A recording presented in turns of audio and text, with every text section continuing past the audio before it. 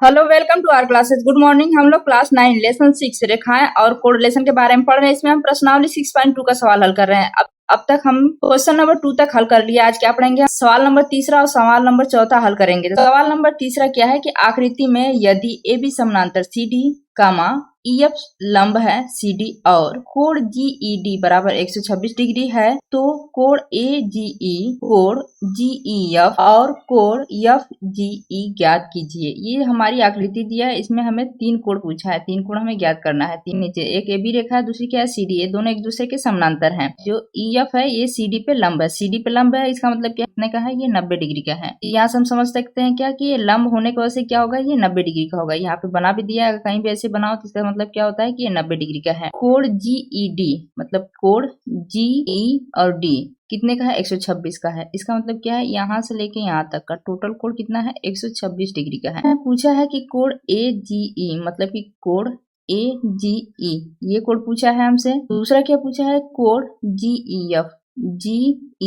मतलब ये कोण पूछा है। तीसरा क्या पूछा है कि कोण FGE ये कोड पूछा है। हल करेंगे, सॉल्व करेंगे। तो सबसे पहले इसमें दिया है कि ए बी समानांतर है CD के, तो हम यहाँ पे लिख देंगे कि क्या लिख देंगे कि ए बी समानांतर है CD के। ये दिया है हमें। फिर और क्या दिया है इसमें कि हम यहाँ पे लिख सकते हैं कि कोण GED बराबर दिया है 126 डिग्री। देखिए हमें क्या पहला पूछा है कि कोण AGE बराबर हम क्या लिखते हैं? मतलब कि कोण AGE। देखिए ये हमें 2 रेखाएं दी हैं। एक रेखा ये है AB है, दूसरी रेखा CD है। ये बीच में क्या है? ये तिर्यक रेखा इसे काट रही है। तो ये कोण जितना होगा उतना ये कोण होगा। एकांतर कोण से हमने पढ़ा है, एकांतर कोण से। देखिए ये यहाँ से यहाँ तक का जो कोण है ये कितना दिया है? 126 डिग्री दिया है। जब 126 डिग्री ये दिया है तो इसका मतलब क्या है? ये यहाँ से यहाँ तक का कोण भी 126 डिग्री होगा। ये भी 126 डिग्री होगा। देख रहे हैं आप? देखिए ये रेखा है, ये रेखा है, 2 रेखाएं हैं। जितना ये कोण होगा यहाँ से यहाँ तक का उतना ये भी कोण होगा। हम यहाँ पे लिख सकते हैं कि कोण AGE मतलब कि कोण AGE बराबर कितना हो जाएगा? 126 डिग्री हो जाएगा। कोण AGE बराबर 126 डिग्री कैसे आया? ये एकांतर कोण से, क्योंकि दोनों रेखाएं समानांतर है, उसे एक तिर्यक रेखा काट रही है तो इसके एकांतर कोण बराबर होते हैं। और दूसरा क्या पूछा है? कोण GEF। कोण GEF कौन है? देखिए कोण GEF ये है। ये टोटल कोण 126 अंश का है। 126 अंश का है यहाँ से यहाँ तक का कोण। इसमें यहाँ से यहाँ तक ये 2 कोणों से मिलकर बना है। इसको हम क्या लिख सकते हैं कि कोण GEF प्लस, देख रहे हैं कोण GEF, फिर प्लस लिख देंगे कोण FED। तो यहाँ पे लिख देंगे प्लस कोण FED बराबर कितना है? 126 डिग्री। ये दोनों कोण मिला कितना है? 126 डिग्री। तो यहाँ पे लिख देंगे 126 डिग्री, ये दोनों का योग। यहाँ पे हम लिख सकते हैं कि कोण GEF प्लस ये कोण FED। देखिए कोण FED ये यहाँ से यहाँ तक का कोण का मान कितना है? 90 डिग्री। कोण FED बराबर कितना हो गया? ये 90 डिग्री हो गया। फिर बराबर 126 डिग्री लिखेंगे इसको, 26 डिग्री। अब यहाँ से हम ज्ञात कर लेंगे कोण GEF का। तो कोण GEF बराबर होगा 126 डिग्री माइनस 90 डिग्री। 126 में से 90 कटेगा तो कितना आएगा? 36 डिग्री। तो हम यहाँ से ला सकते हैं कि कोण GEF बराबर 36 डिग्री। अब कोण हमें ज्ञात करना है कोण FGE के बारे में।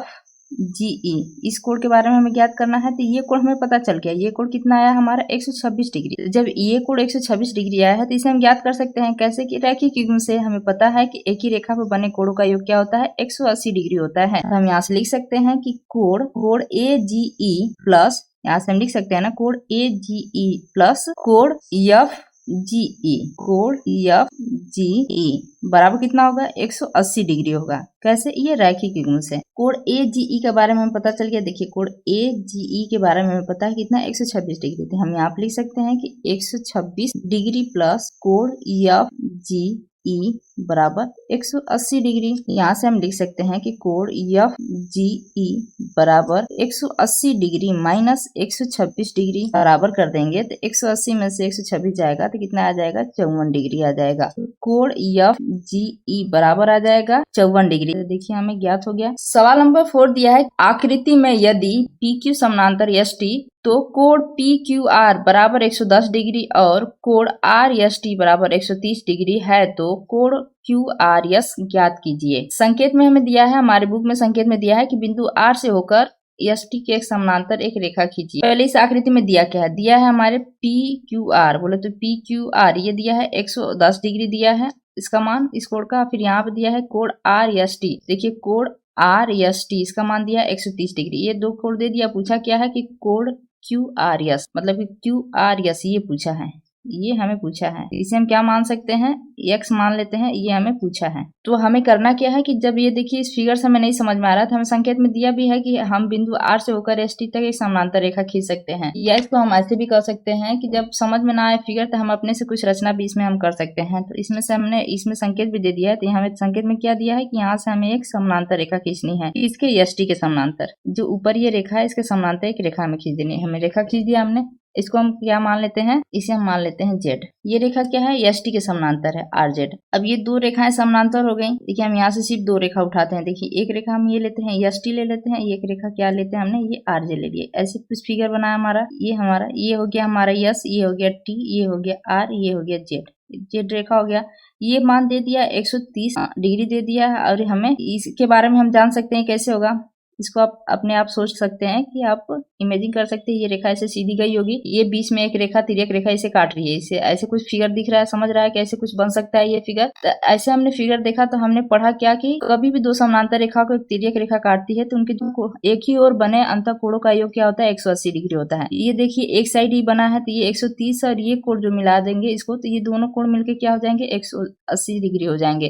तो अगर ये 130 है तो इसको निकालना हो तो इसमें हम 180 में से 130 घटा देंगे। तो यहाँ पे हम लिख सकते हैं 180 डिग्री माइनस 130 डिग्री, तो कितना आ जाएगा, ये 50 डिग्री आ जाएगा। तो इसका मान क्या आ जाएगा, ये 50 डिग्री आ जाएगा। कैसे आया, क्योंकि हमें पता है कि दो समानांतर रेखाओं को एक तिर्यक रेखा जब काटती है तो एक ही ओर बने अंतःकोणों का योग क्या होता है, 180 डिग्री होता है। इसलिए हम कह सकते हैं इसको कि क्या हो गया, ये 50 डिग्री आ गया। इसको हम लिख सकते हैं कि पहले हमने लिखा ना ये RZ हमने रेखा जो खींची है वो समानांतर है, किसके समानांतर है, ये ST के समानांतर है, ST के समानांतर है। इसमें हम लिख सकते हैं कि कोण SRZ बराबर कितना हो जाएगा, ये 180 डिग्री माइनस 130 डिग्री बराबर कितना आ जाएगा, ये 50 डिग्री। ये कोण हमने ज्ञात किया, ये कोण कितना आया हमारा, ये 50 डिग्री आ गया। कैसे आया, हमने देखा कि दो समानांतर रेखाएं ली, परिच्छेद की इसके अंतःकोणों का योग क्या 180 आता है, तो दोनों को 180 में से हम 130 को घटा दिए तो ये 50 आ गया। अब हम देखते हैं ये PQ और ये रेखा को, देखिए ये अब हमें फिगर बन गया, ये ऐसे फिगर बना है। ये हमारी क्या है, ये P, ये है Q, ये है R, ये है Z। ठीक है, तो देख रहे हैं ये कुछ Z आकार का बन रहा है, या इसको आप सोच लीजिए, इमेजिन कर लीजिए कि ये ऐसे डॉट कर सकते हैं, ये ऐसे दो समांतर रेखाएं हो गई, इसे एक बीच में क्या है, एक रेखा काट रही है। तो ये कोण बराबर होगा इस कोण के, ये एकांतर कोण से। तो ये 110 अगर दिया है तो ये भी क्या हो जाएगा, ये 110 डिग्री हो जाएगा, ये भी 110 डिग्री हो जाएगा। लेकिन ये 110 डिग्री हो जाएगा तो इस टोटल में इसे दो भागों में से बांट दिया गया है। ये है एक x, ये एक 50 डिग्री, 50 डिग्री एक x है, एक 50 डिग्री है। तो हम 110 की जगह पे क्या लिख सकते हैं, x और 150 डिग्री। तो इसे हम लिख सकते हैं, देखिए यहाँ पे हम लिख सकते हैं कि PQ समानांतर है RZ के। इसको हम लिख सकते हैं कि कोण PQR, ये ना PQR बराबर होगा कोण QRZ के। PQR बराबर होगा, ये PQR बराबर होगा ये वाला कोण QRZ के, इस कोण के, किस लिए, ये एकांतर कोण से। इसे क्या होगा, ये एकांतर कोण से हम लिख सकते हैं इसे। अब हम लिख सकते हैं इसके जगह पे ये PQR बराबर, यहाँ PQR बराबर क्या दिया है, 110 डिग्री। तो यहाँ पे हम लिख सकते हैं 110 डिग्री बराबर ये लिख सकते हैं कोण QRZ, देख कोण QRZ, ये टोटल की जगह पे हम क्या लिख सकते हैं, x प्लस 50 डिग्री लिख सकते हैं। 110